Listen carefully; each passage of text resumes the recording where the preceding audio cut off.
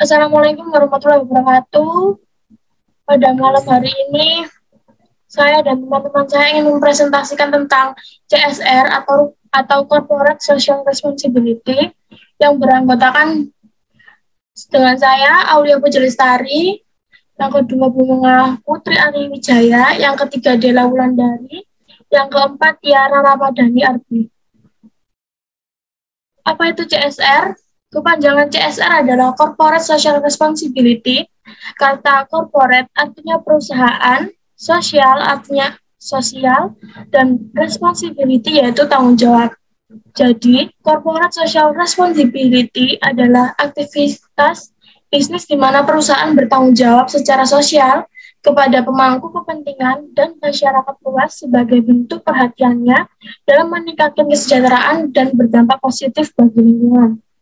Besar anggaran CSR. Setelah mengetahui apa itu CSR, kita akan membahas terkait pendanaan CSR. Dana CSR adalah sejumlah uang yang wajib dikeluarkan oleh suatu perusahaan untuk memenuhi kebutuhan atau kewajiban tanggung jawab sosialnya. Berdasarkan peraturan UU, PT, dan PP 47/2012 menyatakan bahwa besaran dana CSR adalah tidak spesifik sesuai kebijakan perusahaan. Meski demikian, biaya CSR wajib tetap dikeluarkan, diperhitungkan, dan dianggarkan oleh perusahaan sesuai dengan kepatutan, dan kewajaran. Hal ini tercantum dalam UU 40/2007 pasal 74 ayat 2. Namun tidak dipungkiri kebijakan ini juga bergantung pada peraturan daerah setempat. Misalnya daerah Kalimantan Timur mengatur besaran dana CSR adalah minimal 3% dari laba bersih perusahaan tiap tahunnya. Manfaat CSR. Selain mengurangi risiko kerusakan, CSR adalah kegiatan yang punya banyak keuntungan lain. Adapun manfaat dari Corporate Social Responsibility adalah sebagai berikut. Yang pertama, bagi lingkungan hidup. Manfaat CSR adalah membantu menjaga lingkungan hidup. Suatu perusahaan diminta tak hanya agar keuntungan dalam jangka waktu tertentu, namun harus aktif berkontribusi terhadap kualitas lingkungan melalui dana CSR perusahaan. Yang kedua, bagi masyarakat. Manfaat Corporate Social Responsibility adalah untuk berkontribusi dalam masyarakat. Contoh nyata Corporate Social Responsibility adalah pendirian pabrik di tengah-tengah masyarakat dengan memperhatikan kenyamanan dan keamanan warga sekitar. Yang ketiga, bagi perusahaan.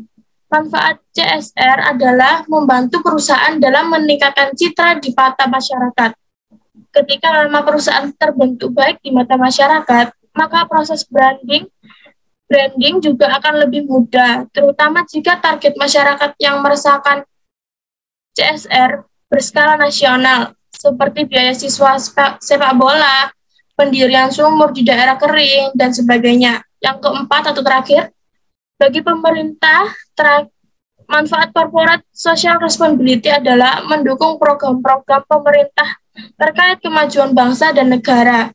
CSR adalah aksi sosial yang dilakukan oleh perusahaan terhadap masyarakat. Slide selanjutnya akan dibacakan oleh Tiara.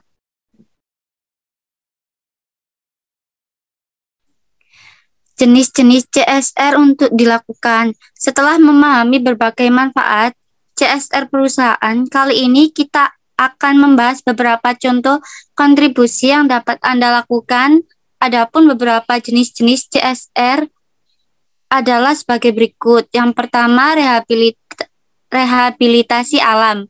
Perusahaan memiliki tanggung jawab besar terhadap penjagaan alam, terutama bagi perusahaan produsen limbah. Yang kedua, pengelolaan limbah berwawasan lingkungan.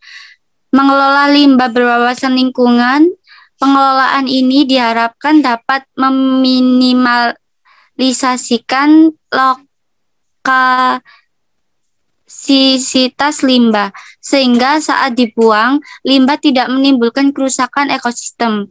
Yang ketiga, filantropi. Kegiatan filantropi merupakan aktivitas kemanusiaan demi menolongi orang yang membutuhkan.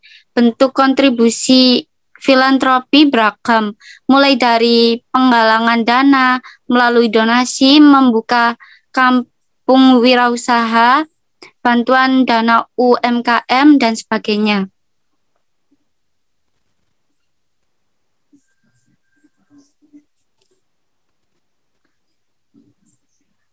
Selanjutnya, penggunaan sumber energi terbarukan. Jenis lain dari CSR adalah memanfaatkan sumber energi terbarukan seperti angin, air, uap alam, dan tenaga surya.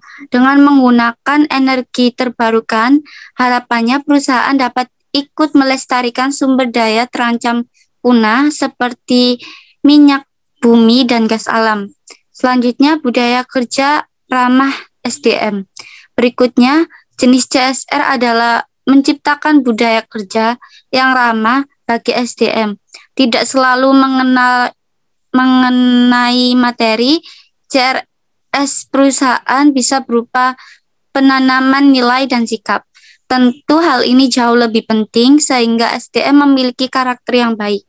Selanjutnya, kegiatan volunteering. Selanjutnya, jenis corporate social responsibility adalah melakukan kegiatan volunteering atau kerelawanan yang dapat dilakukan secara rutin atau insidental. Selanjutnya, pemberdayaan ekonomi karyawan. Terakhir, jenis corporate social responsibility adalah memberdayakan ekonomi karyawan. Dana CSR juga bisa dialokasikan untuk peningkatan skill karyawan agar mampu berdaya secara ekonomi. Selanjutnya akan diteruskan oleh Della.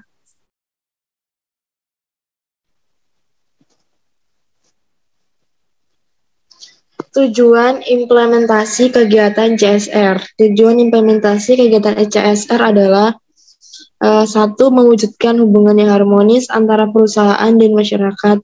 Kedua, mendukung implementasi praktik bisnis yang transparan dan bertanggung jawab. Ketiga, membangun citra positif dan menggalang dukungan masyarakat. Yang keempat, menggali dan memberdayakan potensi UMKM melalui penyaluran dana kemitraan. Yang kelima, berpartisipasi pada program pelestarian lingkungan hidup, peningkatan kualitas pendidikan, kesehatan, kesejahteraan, kehidupan beragama, dan perbaikan sarana umum lainnya.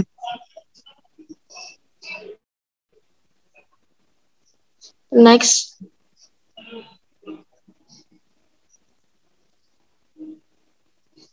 Unsur-unsur CSR. Unsur-unsur CSR antara lain, pertama, CSR merupakan bentuk pertanggungjawaban suatu perusahaan terhadap stakeholder. Kedua, diterapkan dalam perilaku sosial. Ketiga, adanya komitmen untuk melakukan usaha secara etis dan legal, serta berpartisipasi dalam meningkatkan kesejahteraan ekonomi karyawan. Yang keempat, adanya komitmen untuk mewujudkan pembangunan ekonomi secara luas dan berkelanjutan atau Sustainable Development Goals. Yang kelima, beberapa hal yang termasuk di dalam program CSR ini diantaranya adalah tata laksana perusahaan atau corporate governance, kesadaran perusahaan terhadap lingkungan, standar bagi karyawan, dan kondisi tempat kerja. Hubungan perusahaan dengan masyarakat dan investasi sosial perusahaan atau corporate philanthropy. Selanjutnya akan dibacakan oleh Bunga.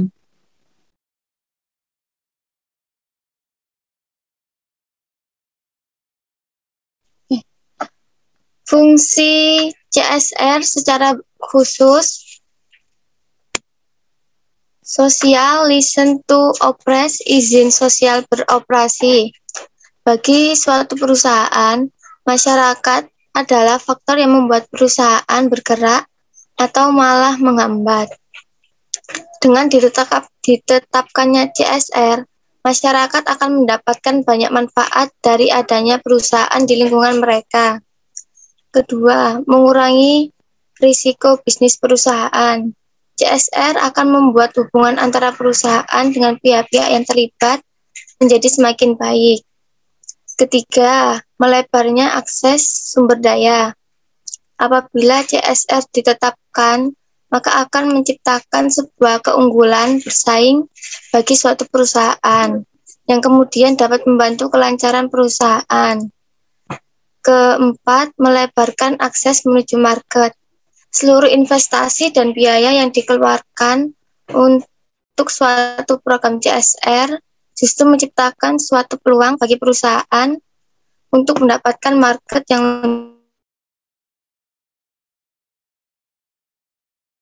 lebih besar dengan stakeholder.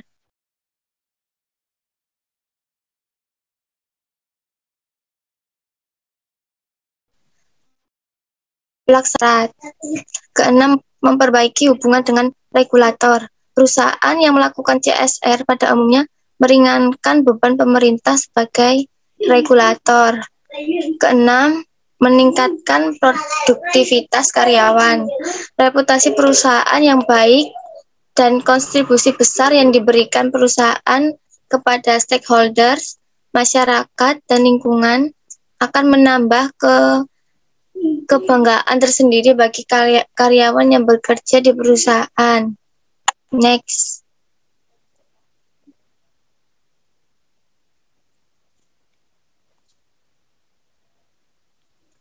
Tanggung jawab CSR. Tanggung jawab CSR atau yang lebih akrab disebut Corporate Social Responsible merupakan konsep bahwa perusahaan memiliki suatu tanggung jawab sosial terhadap komunitas dan lingkungan dalam segala aspek operasional perusahaan, seperti terhadap masalah-masalah yang berdampak pada lingkungan seperti polusi, limbah, keamanan produk, dan tenaga kerja.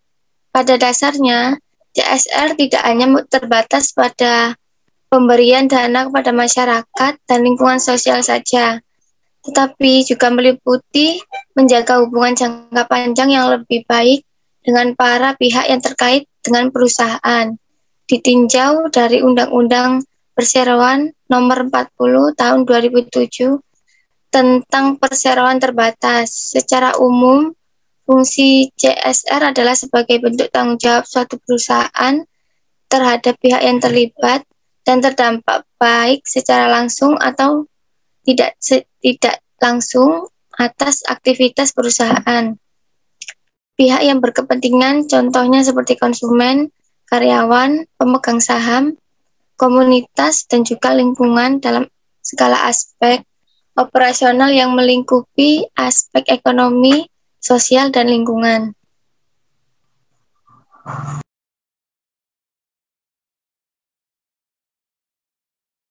Sekian dari kelompok kami. Wassalamualaikum warahmatullahi wabarakatuh. Selebihnya mohon maaf.